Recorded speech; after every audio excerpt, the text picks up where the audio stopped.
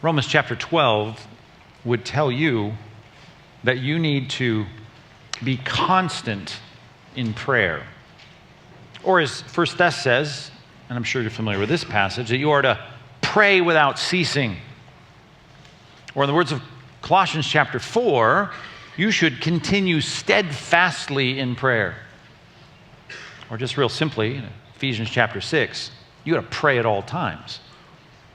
I mean, the Bible is certainly big on getting us to pray persistently. This should be no surprise. It's a big theme throughout the Bible to pray and continue to pray and don't stop praying. And that's certainly as clear as it could ever be in our passage that we've reached in our study of Luke chapter 18. When we see Jesus tell a parable in Luke 18 verses 2 through 8, and he begins by telling us why we have this. In verse number 1, he says that this was told to his disciples so that they would learn to always pray and never lose heart. Always pray and never lose heart. Now you take those kinds of words from the Bible and you combine them with words like you'll find in the Sermon on the Mount where Jesus says, ask and it'll be given. Seek and you'll find. And knock and the door will be open to you. And you have a recipe for a lot of disappointment, a lot of frustration, and a lot of misunderstanding. Why do I say that? Well, because there's probably not a Christian in the room who hasn't sincerely asked and sought and knocked and not received the answer that they wanted. Surely there are many people that could take the microphone this morning and say, well, I've prayed and persisted in prayer, and I prayed and I prayed and I prayed, and God didn't answer. Certainly not in the way I was asking.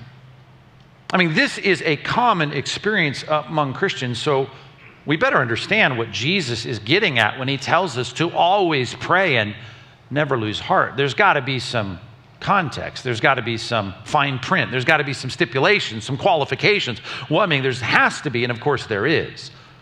In this particular passage that we are going to look at, we'll see next week the context, and if you've been with us, you'll remember where we've been, and that is this great anticipation of the coming kingdom and the deterioration of culture, and then we have a parable about persisting in prayer, and all of that fits the immediate textual context and gives us a sense as to what Jesus is meaning when he says to his disciples, always pray and never lose heart.